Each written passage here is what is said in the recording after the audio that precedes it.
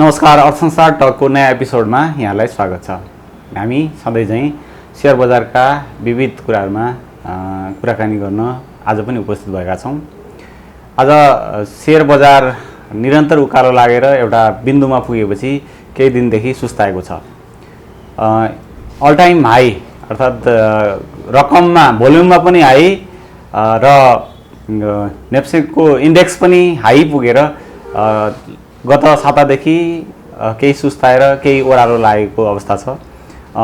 यही सेरोफेरोमा हामी कुराकानी गर्न शेयर विश्लेषक विष्णु प्रसाद बस्यालसँग कुराकानी गर्न यहाँ आएका छौँ।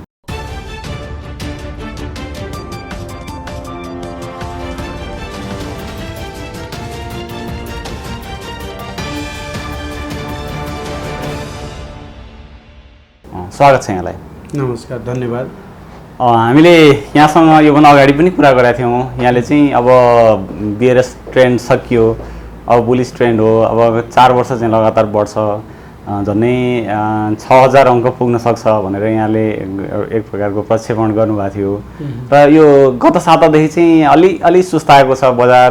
लगातार जस्तो कहिलेकाहीँ त पहिरो नै गए जस्तो पनि देखिन्छ। यो अहिलेको अवस्थालाई चाहिँ कसरी बुझ्ने? अब यो यस्तो हो, बजारको चाहिँ अहिले हामीले हेर्छौँ भने लगभग तपाईँको 1 वर्षको भित्रमा लगभग 150% बजार बढिसकेको छ। बिचबिचमा साना करेक्सन्स भए लगभग 10% को हाराहारीको करेक्सन्सहरू बिचबिचमा आइरहेको हो।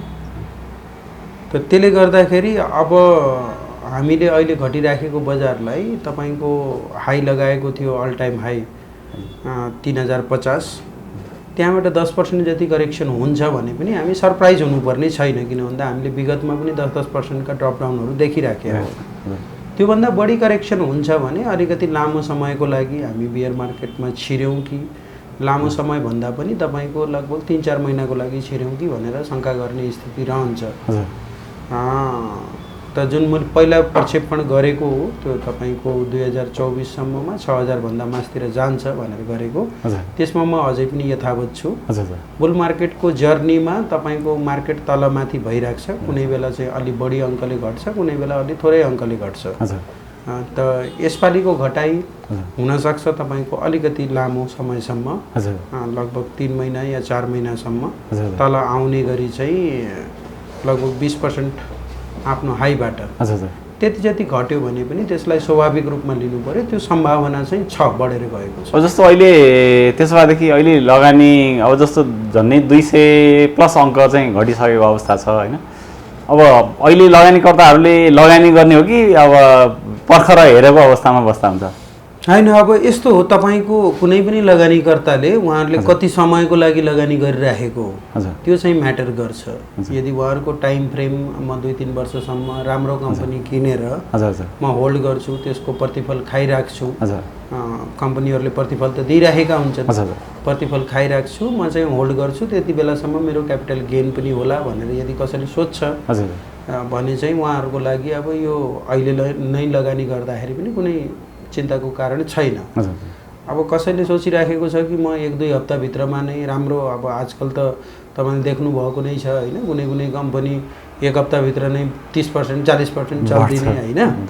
अब त्यो खालको स्थिति अनुसार नै पहिला जे भएको थियो त्यही अनुसार नै मैले लगानी गर्छु र वात्त मैले ठुलो पैसा कमाउँछु भनेर भनेको छ भने यो बेला त्यसरी रिस्क लिने बेला होइन। उहाँहरूको त्यो सानो लोभले गर्दाखेरि तपाईँलाई चाहिँ अलिकति ठुलो क्षति पनि हुनसक्छ। लङ टर्म इन्भेस्टर्स हो भने उहाँहरूलाई कुनै चिन्ताको विषय नै छैन, मजाले लगानी गरेर राम्रो कम्पनी छान्नु पर्यो, जसले प्रतिफल दिन सक्छ त्यो कम्पनीहरू छान्नु पर्यो। प्रतिफल दिने कम्पनीमा लाग्नुभयो भने उहाँहरूलाई केही फरक पर्दैन। यो केही अगाडिसम्म चाहिँ यो भोल्युम कारोबारको आकार नै 20 अर्बसम्म पुगेको अवस्था थियो र अहिले चाहिँ झन्डै आधामा झरेको छ।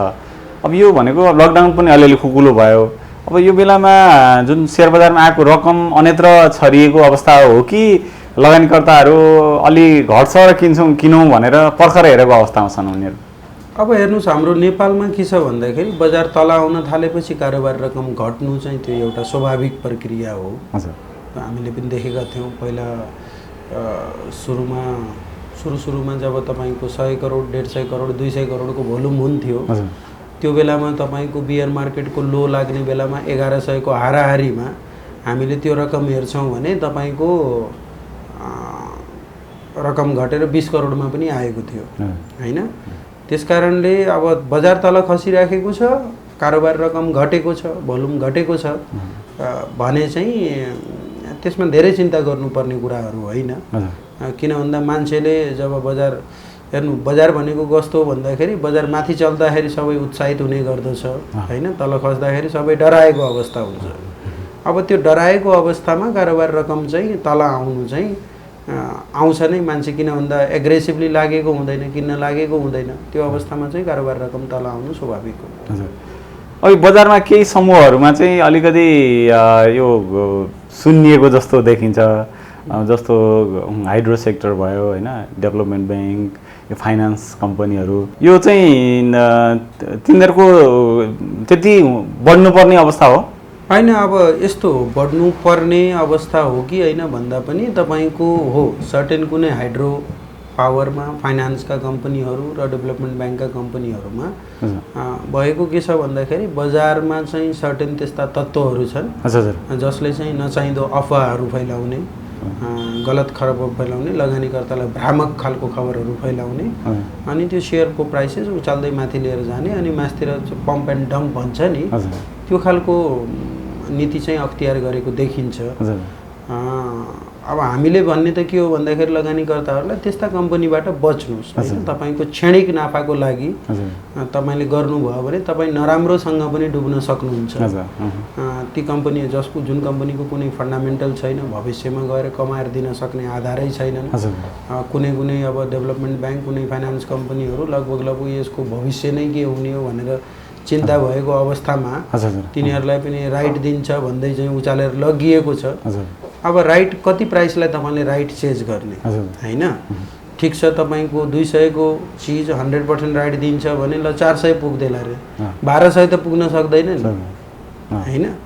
त भनेपछि अब 1200 मा किनेर तपाईँले राइटै पाए पो कि त्यसले प्रतिफल कति दिन्छ त हेर्नु पर्यो नि हैन। अलिकति चाहिँ विवेकपूर्ण लगानी गरौँ, सोचेर सम्झेर गरौँ। तपाईँको क्षणिक चाहिँ नाफा हुन सक्छ, त्यो हल्लै हल्लामा तपाईँले किन्नुभयो एकदमसँग चलेर मासतिर जान सक्छ, तर लङ टर्ममा त त्यसले चाहिँ तपाईँलाई नराम्रो तरिकाले फसाउँछ। यो हामीले हेर्नुहोस्, यस्तो खालको प्रवृत्तिहरू हामीले पछिल्लो 2016 को बुल मार्केटमा पनि हामीले देखेको हो। कसरी राइट र बोनसको पछाडि भागिराख्दाखेरि उहाँहरूको सम्पत्ति चाहिँ 50%, 60%, 70% पनि खसेको देखियो पोर्टफोलियो भ्यालु। अहिले पनि त्यही चिज गर्ने हो भने हुनसक्छ कुनै कुनै कम्पनीहरू, मैले भनिराखेको छु अघिल्लो 3-4 वर्षसम्म बुल चल्छ, त्यो पुरै बुलभित्र अहिले तपाईँले फसेको रेटहरू नआउन पनि सक्छ। त्यो चाहिँ एकदमै ध्यान दिनु हो सबैले चाहिँ, किन भन्दा त्यो प्राइस पम्प र डम्प गरेपछि त अब त्यसमा कसैको चाहिँ चासोको कुरा भएन। त्यो भइसकेपछि ती प्राइसहरू कहिले फर्किएर नआउन पनि सक्छ। हामीले इन्डियन मार्केटमा हामीले हेर्दाखेरि 2008 मा तपाईको 2700-2800 भएका रेट भएका कम्पनीहरू 2008 पछिको बुल मार्केट 21000 त्यतिखेर सेन्सेक्स लगाएको थियो, आज 55000 छ। त्यो हुँदाखेरि पनि तपाईको चाहिँ त्यस्ता खालका कम्पनीहरू अझै पनि 10 रुपैयाँ 20 रुपैयाँमा चलिरहेको छ हैन। यो चाहिँ बुल मार्केट छँदैमा मेरो कम्पनीहरू चाहिँ भागिहाल्छ के अरे भनेर त्यसरी चाहिँ सोच्नु चाहिँ गलत हो, मूर्खता हो। तपाईले राम्रो कम्पनी, फन्डामेन्टल स्ट्रङ कम्पनीमा लगानी गर्नुभएको छ भने त्यसले प्रतिफल दिन्छ। इनकेस तपाईको बजार तल खसे पनि बियर मार्केटै आए पनि केही न केही त तपाईले प्रतिफल पाइराख्नु भएको हुन्छ। जसको कुनै फन्डामेन्टल छैन, जसको कुनै आधार छैन, जस बजारमा राइट आउँछ भन्दै हल्ला पिटाएर सेयरहरू किनिएका छन्, त्यसमा चाहिँ नराम्रो तरिकाले तपाईँ फस्न सक्नुहुन्छ। सोच विचार गरेर लगानी गर्नु होला। यो हाइड्रोमा चाहिँ नियामक निकायले चाहिँ अब बैंकको ऋण तिर्नलाई राइट इस्यु गर्न दिने एउटा प्रस्ताव ल्यायो, त्यसले त्यो हल्लाले बढाउनु स्वाभाविक होला। तर यो फाइनान्स कम्पनी, डेभलपमेन्ट ब्याङ्कमा त त्यस्तो अवस्था पनि छैन, किन त्यो चाहिँ उचालिएको होला? अब कस्तो छ भन्दाखेरि सर्टेन चाहिँ हाम्रो 4th क्वार्टर रिपोर्ट चाहिँ राम्रो आउँछ, कम्पनीका लगानी गरेको सेयर्सहरू को राम्रो प्रतिफल आउँदैछ, तिनीहरूलाई बेचेर राम्रो लगानी रिटर्न निकाल्न सक्छ भनेर त्यो किसिमले बजारमा चाहिँ हल्ला पिटाइएको छ। कतिपय चिजहरू स्वाभाविक र ठिक पनि लाग्छन्, कुनै कुनै कम्पनीको रियलमै राम्रो पर्फर्मेन्स पनि छ भने कतिपय कम्पनीहरूको जस्ट त्यो तपाईँको फेक रिपोर्ट फलानु कम्पनीमा लगानी छ भनेर हामीले सोसियल मिडियामा हेर्छौँ भने त फेक रिपोर्ट पनि राखेको अवस्था छ। अब त्यस्तो सिचुएसनमा हामीले बुझ्नु के पर्छ भन्दाखेरि हो, यदि कुनै कम्पनीले आफ्नो कोर बिजनेसभन्दा छुट्टै एउटा पिरियडमा आफ्नो इन्भेस्टमेन्ट्सहरू बेचेर त्यसको प्रतिफल चाहिँ दिएको हुनसक्छ, तर त्यो प्रतिफल भनेको त एकपटकको लागि मात्रै हो, सधैँभरि भइराख्ने त होइन। हामीले आज जुन प्राइस तिरेका छौँ त्यो भविष्यमा गएर तपाईँको लगातार 3-4 वर्षसम्म कतिसम्म प्रतिफल दिन सक्छ त्यसको आधारमा हामीले भ्यालुएसन गर्छौँ हैन। एकपटक मात्रै प्रतिफल दियो भने त त्यो एकपटक मात्रै दियो, त्यसपछि कति दिने त हैन, त्यो चाहिँ सम्भव छैन। त्यही हिसाबले पनि बजार चाहिँ उछालिएको देखिएको छ हैन। यसमा मैले अगेन फेरि भनिसकेँ, यदि त्यो वान टाइम प्रफिटको लागि मात्रै भनेर तपाईँले किन्नु भएको छ भने त्यसपछि अरू सब्सिक्वेन्ट वर्षहरूमा उसले त्यो वान टाइम प्रफिट कमाउन सकेन भने के गर्नुहुन्छ तपाईँ हैन। त्यही भएर कुनको कति मूल्य तिर्ने, कुन चाहिँ मूल्य अनुपातहरू के छ, त्यसको अगाडि गएर फन्डामेन्टल्सहरू के छ, कतिको रेगुलर बेसिसमा तपाईँलाई कमाएर दिन सक्छ, त्यो चाहिँ तपाईँको आफ्नो एउटा ड्युटी पनि हो। तपाईँ लगानीकर्ता भइसकेपछि त्यसलाई राम्रो तरिकाले हेरेर गर्नुहोस्। यति नै भन्नु छ। अब बाँकी होइन, म रिस्क लिन तयार छु, मेरो पैसा डुबोस् म त किन्छु भनेर भन्छ भने उहाँहरूलाई त के भन्न सकिन्छ र हामीले हैन। सामान्यतः हामी अब सेयर किन्दाखेरि चाहिँ त्यसको फन्डामेन्टल हेर्नुपर्छ भन्छौँ होइन। प्रति सेयर आम्दानी, पी रेसियो, पिभी रेसियो जस्ता कुराहरूलाई हेरिन्छ। तर यो वाणिज्य बैङ्कको सबै सूचकहरू राम्रो हुँदाहुँदै पनि वाणिज्य बैङ्क चाहिँ यस्तो बुल बजारमा पनि मूल्य स्थिर रहनुको कारण चाहिँ के होला? अब यसमा हेर्नुहोस्, नेपालको बजारलाई अस्थिर बनाउनको लागि खतरनाक खेल खेलिएको छ होइन, यो रियालिटी हो। तपाईँको के छ भन्दाखेरि लो क्यापिटल भएका स्टक्सहरूको मूल्य उचाल्दै लाने होइन, हाई क्यापिटलमा चाहिँ तपाईँको चल्दै नचलेको होइन, ब्याङ्किङ सेयर्सहरू पनि चलेको छ, राम्रो रिटर्न दिएको छ। हामीले पछिल्लो 1 वर्षमा हेर्छौँ भने कुनै कुनै ब्याङ्किङले 100% रिटर्न पनि दिएको छ, क्यापिटल गेन भएको छ। सबै ब्याङ्कमा नभएको होला, तर जसको चाहिँ राम्रो फन्डामेन्टल छ, जसको अर्निङ क्यापेबिलिटी राम्रो छ, ती ब्याङ्क्सहरू चलेका छन्। हामीले नबिलकै एक्जाम्पल लियौँ, हामीले एनआइसी एसियाको एक्जाम्पल लियौँ, हामीले ग्लोबल आइएमईको एक्जाम्पल लियौँ, चलेको छ त। ओभरअल सबै कम्पनी चल्नुपर्छ भन्ने त छैन, चलेको छ, प्रतिफल पनि दिएको छ। तर चाहिँ यहाँ बजारमा कस्तो खालको प्रवृत्ति हाबी भयो भन्दाखेरि लो क्यापिटललाई हल्ला पिटाएर मासतिर लाने, सेयरको सर्कुलर ट्रेडिङ गर्ने, यी खालका प्रवृत्तिहरूले गर्दाखेरि बजारलाई चाहिँ एउटा तपाईँको अस्थिर बनाउने प्रयास चाहिँ गरिएको छ। अब त्यो अस्थिर बनाउने प्रयासलाई चाहिँ रोक्नु, नियामक निकायले रोक्नु जरुरी छ। स्ट्रिक्टभन्दा स्ट्रिक्ट एक्सन लिएर रोक्नु जरुरी छ। यदि यसै गरी अस्थिर बनाउँदै गयो भने फेरि नेपालको सेयर बजारको भविष्य अन्धकारमा जान सक्ने सम्भावना बढेर जान्छ। हजुर, अब यो नियामकको प्रसङ्ग पनि आइहाल्यो होइन। अब नियामक धितपत्र बोर्डले चाहिँ एउटा सूची प्रकाशन गर्यो। अब त्यो सूचीले कतिको यो अहिलेको बजारलाई ओह्राल्न मद्दत गरेको लाग्छ यहाँलाई? हेर्नु, उसले जुन सूची प्रकाशित गर्यो होइन, अब सूची प्रकाशित गर्ने नगर्ने के गर्ने भन्ने कुरा त अब उसको सर्टेन केही प्रक्रिया सायद पुगेन होला जसरी गर्नुपर्ने थियो। तर चाहिँ नियामक निकायले जुन खालको विज्ञप्ति निकाल्यो, तपाईँले हेरेर लगानी गर्नुहोस्, जोखिमपूर्ण छ, तपाईँले जोखिमलाई हेर्दै नहेरिकन तपाईँले लगानी गर्नुभयो भने तपाईँ डुब्नुहुन्छ भन्ने खालको जुन विज्ञप्ति निकाल्यो, मैले त त्यसलाई भयङ्कर सकारात्मक रूपमा लिएको छु। नियामक निकायले गर्नुपर्ने आफ्नो ड्युटी गरेको होइन, त्यो गर्ने क्रममा अलिकति तरिका पुगेन होला, त्यहाँ चाहिँ आलोचना गरौँ होइन, यसरी चाहिँ नगरेर यसरी गरेको भए हुन्थ्यो भन्ने कुरा चाहिँ गरौँ। तर चाहिँ नियामक निकायले जुन त्यो चिज गर्यो त्यो गर्नुपर्ने अपरिहार्य थियो, उसले गर्नु नै पर्थ्यो त्यो कुरा होइन। आज नभए भोलि अब तपाईँको कति समय कुर्ने त? अब तपाईँ धेरै समय कुर्यो भने फेरि बजारमा दुर्घटना भइहाल्ने हो कि? यो बजार त हामी सबैको हो नि। यो बजारमा दुर्घटना भयो भने हामीले चाहिँ जुन लामो समयको लागि कमाउन सकिन्छ भनेर हामीले भनेका छौँ, त्यो अवस्था नआउन सक्छ। त्यसकारणले हामीले धितोपत्र बोर्डले गरेको जुन कार्य हो कदम हो त्यसको हामीले स्वागत गर्नुपर्छ होइन। त्यो सर्टेन केही प्रक्रिया पुगेनन् त्यहाँ चाहिँ एउटा विवादको कुरा होला। धितोपत्र बोर्डलाई यसो नगर्दाखेरि यसरी गर्दाखेरि ठिक हुन्थ्यो भनेर सुझाव दिनु चाहिँ ठिक हो, तर चाहिँ विज्ञप्ति निकाल्यो भन्दैमा अहिले त हामीले प्रवृत्ति कस्तो पनि देखिएका छौँ भन्दाखेरि तथा नाम गाली गर्ने धितोपत्र बोर्डलाई उसले आफ्नो लगानीकर्ताको हक हितको लागि गरेको जुन ड्युटी हो त्यो ड्युटी पुरा गर्दाखेरि पनि उसलाई नचाहिँदो तरिकाले चाहिँ मोस्ने काम गर्ने होइन, नचाहिँदा आरोपहरू लगाउने, गाली गलौज गर्ने अनि व्यक्तिगत रूपमा नै चाहिँ तपाईँको आक्रमण गर्छुसम्म भन्ने यो खालको चिजहरू चाहिँ कति पनि राम्रो होइन। यदि हामीले यस्तो खालको प्रवृत्ति गऱ्यौँ भने भोलि बिहान नियामक निकायले गर्नुपर्ने काम लगानीकर्ताको हक हितको लागि गर्नुपर्ने काम पनि नगर्न सक्छ होइन, ऊ हच्किन सक्छ। यहाँ नेपालमा यस्तै बौला हुन् के अरे यस्तै भिड हुन्, म केही पनि नगरिदिएँ जे मरे मरौन् भनेर भनिदियो भने त नियामक निकायमा त्यो खालको चाहिँ सोच आयो भने के हुन्छ अनि भन्नुहोस् त होइन। हामी भयङ्कर ठुलो दुर्घटनामा जान्छौँ। त भनेपछि हामीले सकारात्मक रूपमा लिनुपर्छ, नचाहिँदो तरिकाले चाहिँ उसलाई आलोचना गर्ने गाली गर्ने हाम्रो अभिभावक हो जे भए पनि त्यो काम चाहिँ हामीले गर्नु हुँदैन। बजारमा यसको प्रभाव चाहिँ कतिको परेको देख्नु भएको छ यहाँ?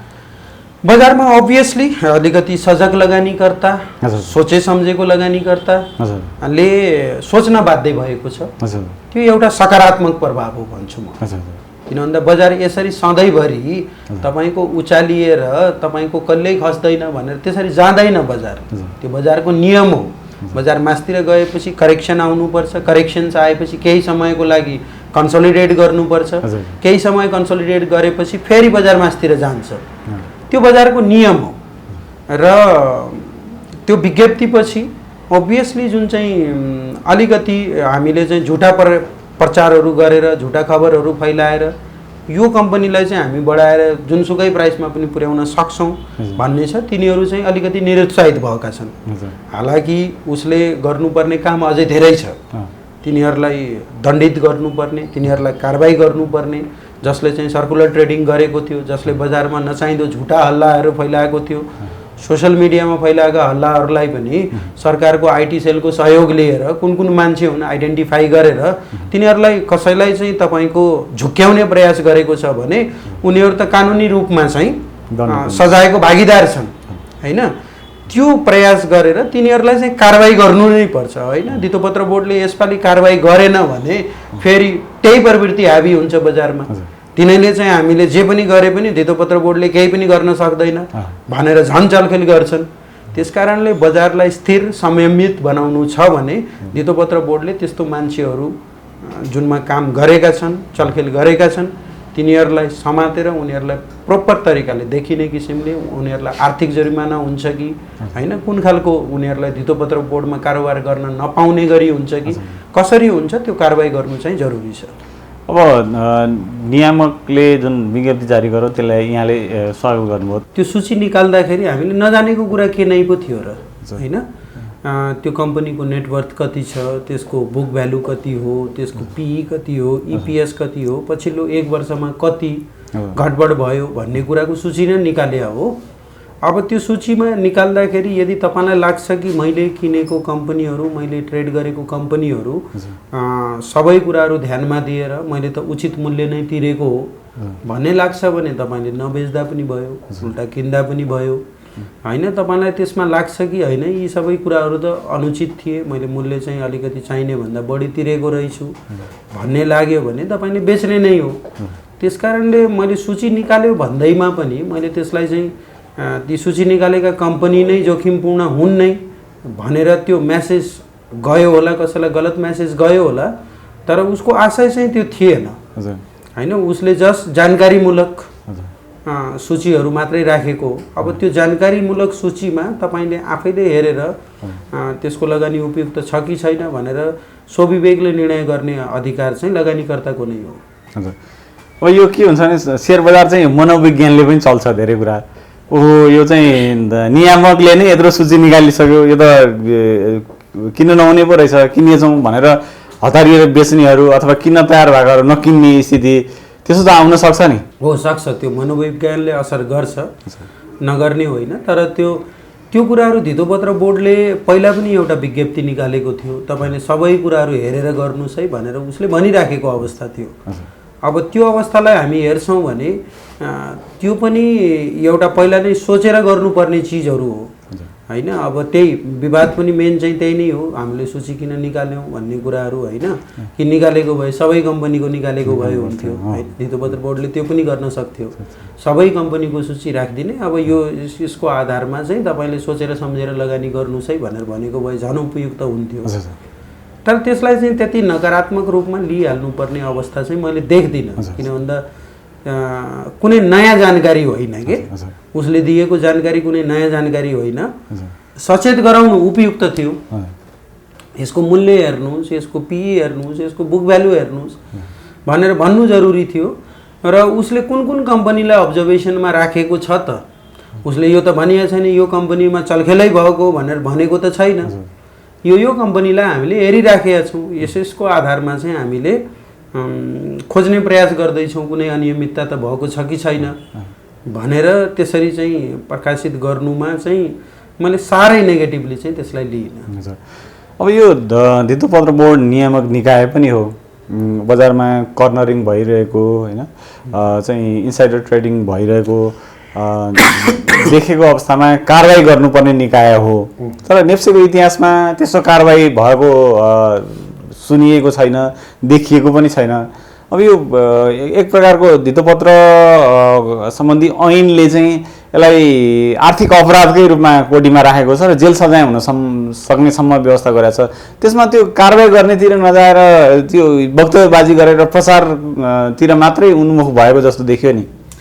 हो, मैले अब हामीले यसलाई कसरी लिनु पर्यो भन्दाखेरि उसले एउटा सचेत गराउने काम चाहिँ गर्यो होइन, तर असली काम गरेको चाहिँ कतिखेर देखिन्छ भन्दाखेरि उसले कारबाही यदि साँच्ची नै कारबाही गर्यो भने होइन यतिमा मात्रै सीमित रहेर कारबाही नगर्ने हो भने फेरि यसलाई जस्ट वक्तव्यबाजीको रूपमा मात्रै हामीले लिनुपर्ने अवस्था हुन्छ।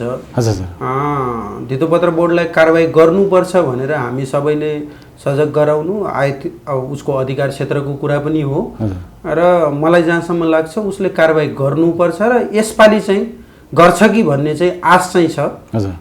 जहाँसम्म उसले चाहिँ कारबाही गरेर देखाउनु पर्छ, होइन भने तपाईँले भने जस्तै यो जस्तो वक्तव्यबाजी मात्रै हुन्छ। पहिला सुरुमा सचेत गराइयो, त्यो स्वागत योग्य कुरा हो। अब चाहिँ त्यस्तो मान्छेहरूलाई कारबाही चाहिँ गर्नु नै पर्छ, किन भन्दा त्यो कारबाही गर्न नसकिने होइन। कसले चाहिँ तपाईँको सेयरमा चाहिँ छलखेल गरेको छ, कुन सोशल मिडियामा कुन व्यक्तिहरू लागेर चाहिँ प्रचारबाजी गरिएको छ, सेयरको झुटा विवरण प्रस्तुत गर्दै होइन उत्साहित गरिएको छ किन्नको लागि, र तपाईँको सर्कुलर ट्रेडिङ भएको छ भन्ने कुराहरू त त्यो चाहिँ नेप्सेको सर्भिलेन्स सिस्टम पनि छ। नेप्सेको सर्भिलेन्स सिस्टमबाट लिएर आएर गर्न पनि सकियो। यदि म्यान पावर छैन भने इन्डिपेन्डेन्ट डाटा एनालिस्टलाई हायर गरेर त्यसको डेटाबेसहरू निकालेर त्यहाँबाट पनि हामीले गर्न सकियो। गर्न सकिने आधारहरू, पत्ता लगाउन सकिने आधारहरू प्रशस्त छन् होइन। धितोपत्र बोर्डले त्यस्तो इन्डिपेन्डेन्ट डाटा एनालिस्टहरूको होइन सेयर बजारमा अलिकति विज्ञहरूको सहयोग लिन चाहन्छ भने त्यो सहयोग गर्ने मान्छेहरू पनि छन्। त भनेपछि अवश्य त्यो प्रवृत्तिलाई चाहिँ निरुत्साहित गर्नको लागि कारबाही नै गरेर देखाउनुपर्छ, जस्ट वक्तव्य निकालेर मात्रै पुग्दैन। अब यो के छ भने बजारमा चाहिँ सधैँ बढिराख्यो भनेदेखि चाहिँ कसैले पनि धेरै बाहिर प्रचार गर्दैनन् यस्तो भएको छ भनेर। तर जब बजार घट्छ नि अनि रुवाबासी सुरु हुन्छ सधैँ। अब के बजारमा प्रवेश गर्नेहरू, सेयर किन्नेहरू सबैले कमाउने मात्रै हो? अब त्यो लामो समयको लागि लगानी गरेको छ भने त उसको वेल्थ क्रिएसन भएको हामीले इन्भेस्टर्सहरूको देखेका छौँ। धेरै जसो मान्छेहरूको जुन ट्रेडिङ गर्ने प्रवृत्ति हो, अब ट्रेडिङ गर्दाखेरि कतिले कमाउँछन्, कतिले नोक्सान पनि गर्छन्।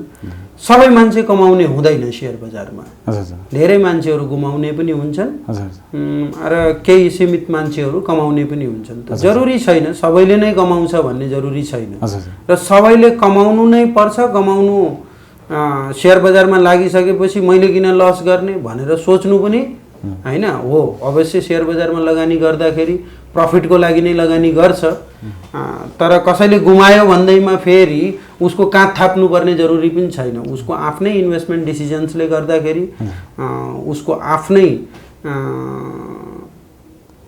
भिड प्रवृत्तिले गर्दाखेरि हैन, उसले बजारमा चाहिँ राम्रो तरिकाले नसोचेर काम गरिराखेको थियो, उसको कम्पनीहरूलाई हेर्दै नहेरिकन चाहिँ उसले जथाभावी लगानी गरेको थियो भने पनिस पनि सेयरको लगानीकर्ता नै हुने हो, उसको जिम्मेवार पनि ऊ नै हो। उसलाई बचाउनको लागि कोही पनि आउनेवाला छैन र उसको लसको जिम्मेवारी कसैले वहन गर्नेवाला पनि छैन। त्यसकारणले लगानीकर्ताले जे गरेको छ सोचेर सम्झेर मेरो जोखिम वहन गर्न सक्ने क्षमता कति हो, मैले प्रफिट कति समयको लागि चाहिँ कति प्रफिट मैले टार्गेट गरेको छु, मेरो लगानी कति समयको लागि मैले लगानी गरेको हो, यी सबै कुराहरू चाहिँ लगानीकर्ता नै आफै ध्यान दिन्छ। अब यहाँ त यो सेयर बजारमा लगानी गर्न चाहनेहरूलाई कसरी लगानी गर्ने भनेर प्रशिक्षण पनि दिँदै आउनु भएको छ। यो नयाँ प्रवेशीहरूले चाहिँ सेयर बजारमा जो प्रवेश गर्न लागेका छन् उनीहरूले चाहिँ के कुरामा ध्यान दिने? अब दुईवटा कुरा हुन्छ हैन, एउटा चाहिँ बजारको तपाईको सरसर्ती कम्पनी चाहिँ राम्रो छ कि छैन, त्यसको म्यानेजमेन्ट राम्रो छ कि छैन, त्यसको इपिएसहरू कति छ, भविष्यमा दिन सक्ने अवस्थामा छ कि छैन भनेर यो फन्डामेन्टल एस्पेक्ट्सबाट एकपटक हेर्नु पर्यो। र राम्रो कम्पनी छ भने त्यसो भए राम्रो कम्पनी हुँदैमा बजारमा सधैँभरि प्रवेश गर्ने अपर्च्युनिटी त हुँदैन हैन। कतिखेर प्रवेश गर्ने, कतिखेर सेयर बेचेर प्रफिट बुक गरेर बाहिर निस्कने, यी आदि कुराहरू पनि लगानीकर्तालाई चाहिरहेको हुन्छ। यो सम्बन्धी चिजमा अब छुट्टा छुट्टै तरिका छ। तपाईको लगानी गर्दाखेरि, कम्पनी छान्दाखेरि तपाईले फन्डामेन्टल एनालाइसिसबाट छान्न सक्नुभयो र अर्को ट्रेडिङ गर्ने बेलामा कति बेला लगानी गर्ने, कति बेला म बजारबाट प्रफिट लिएर बाहिर निस्कने, त्यसको लागि चाहिँ टेक्निकल एनालाइसिस सिक्नु पर्यो। यो दुईवटैको कम्बिनेसन लगाएर यदि तपाईले लगानी गर्नुभयो भने उचित प्रतिफल पाउन सक्ने र आफ्नो जोखिम वहन गर्न सक्ने क्षमताको विकास हुन्छ र सही समयमा किन्ने र सही समयमा बेच्ने क्षमताको चाहिँ विकास हुन सक्छ। टेक्निकल एनालाइसिसले तपाईलाई कतिखेर किन्ने र कतिखेर बेच्ने र कति जोखिम लिने भन्ने कुराको मोटामोटी अन्दाजा चाहिँ दिन्छ। जस्तो नयाँ प्रवेशीहरूलाई अब बजारमा त धेरै औजारहरू छन् हैन, लगानीका औजारहरू। अब त्यसमध्ये नयाँ प्रवेश गर्नेहरूलाई चाहिँ कुन औजार चाहिँ उपयुक्त होला? हाम्रो बजारको औजार धेरै छैन। क्यापिटल मार्केटमा यदि हामीले हेर्छौँ भने कि त आइपिओमा नै लगानी गर्यो हैन, इनिसियल पब्लिक अफरिङमा, कि त तपाईको सेकेन्डरी मार्केटमा नै लगानी गर्यो। सेकेन्डरीमा पनि डिफरेन्ट छन्, त्यसमा मैले भन्न खोजे। डिफरेन्ट त हाम्रो इक्विटी मार्केट नै हो अलिकति प्रबल भएको, अर्को डिभेन्चर मार्केट्सहरू छ, एउटा चाहिँ म्युचुअल फन्डहरू। अब म्युचुअल फन्ड पनि तपाईको क्लोज एन्डेड म्युचुअल फन्ड हो, त्यो पनि डाइरेक्टली अब तपाईले सुरुमै लगानी गर्नुभएको छैन, म्युचुअल फन्ड युनिट किन्नु भएको छैन भने त्यसमा त तपाईको सेकेन्डरी मार्केटमा नै किन्ने हो, त्यहाँ पनि जोखिम छ हैन, त्यसको एनएबी घटबड हुन सक्छ।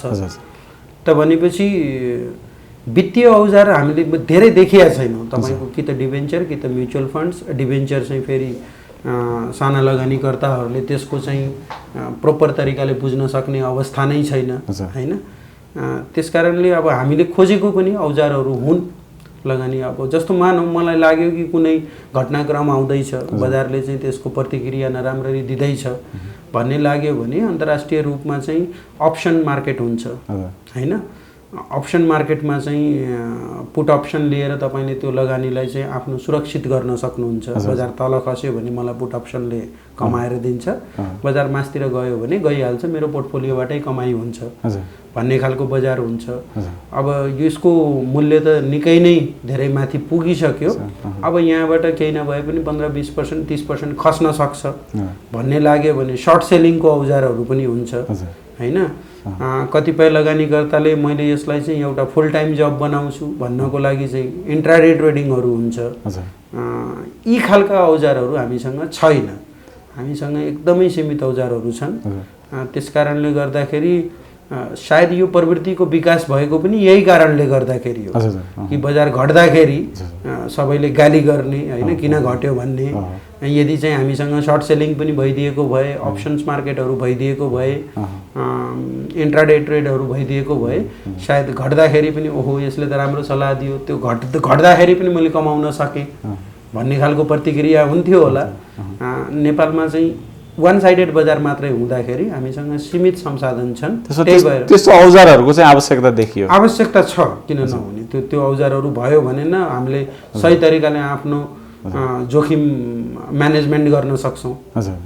त्यो औजारहरू भएन भने हामीलाई जोखिम म्यानेजमेन्ट गर्नको लागि पनि केही चारै छैन, कि त सबै सेयर बेचेर निस्कनु पर्यो होइन, कि त जे होला देखा जाला 2-3 वर्ष कुरेर बस्छु भन्दै दिनदिनै पोर्टफोलियो घटेको हेर्नु पर्यो खसेको बजारमा। त्यो बाहेक अर्को कुनै उपाय नै छैन।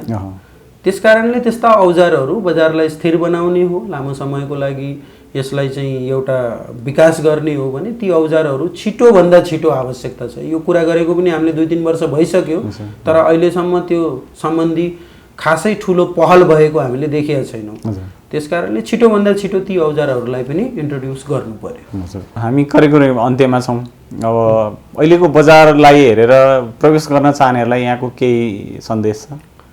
यदि तपाईँ साह्रै सर्ट टर्म लगानीकर्ता हो भने अहिले तपाईँले केही समय कुर्नुहोस् नै भन्छु म। बजारको दिशा ट्रेन्ड अहिले चाहिँ अन्यलको अवस्थामा छ। त्यसकारणले जबसम्म यसको दिशा र ट्रेन्ड क्लियर हुँदैन तबसम्म अलिकति पर्खर हेरको नीतिमा बस्नु नै सबैभन्दा उपयुक्त देख्छु। जब यसको दिशा चाहिँ बुलिस ट्रेन्डमा जाने हो भन्ने कुराहरू कन्फर्मेसन भइसकेपछि, किन भन्दा सानो लगानीकर्ताको के हो भन्दाखेरि उसले सबैभन्दा टपमा बेच्न सक्दैन, सबैभन्दा बटममा किन्न पनि सक्दैन होइन। यो हामीले यो रियालिटीलाई एक्सेप्ट गर्नुपर्छ। त्यही भएर कुनै एउटा बिचको लेभलमा प्रवेश गर्ने र बिचको लेभलमा निस्कने त्यही नै हो होइन। टुप्पोमा बेच्छु फेदमा किन्छु भन्ने त्यो सम्भव छैन। त्यही भएर बजार जब अनिश्चित हुन्छ, अनिश्चितको बेलामा तपाईँले लगानी आफ्नो जोखिममा हाल्नुभन्दा केही समय पर्खिने र बजार चाहिँ स्थिर भइसकेपछि त्यसपछि लगानी गर्न सकिन्छ सर्ट टर्म ट्रेडर्सहरूको लागि। लङ टर्मको लागि त मैले पहिला नै भनिसकेँ, लगानी गर्ने वातावरण अझै पनि हामी लेट भइसकेका छैन। 2-3 वर्षको बुल मार्केट छ, मजाले राम्रो कम्पनीहरू छान्नुहोस्, लगानी गर्नुहोस्, केही फरक पर्दैन। यदि तपाईँले 2-3 वर्ष होल्ड गर्न सक्ने क्यापासिटी छ, तपाईँलाई त्यो पैसाको छिट्टो आवश्यकता छैन र त्यसको साथसाथै घाँटी हेरेर हाड निल्नुहोस् भन्छु म।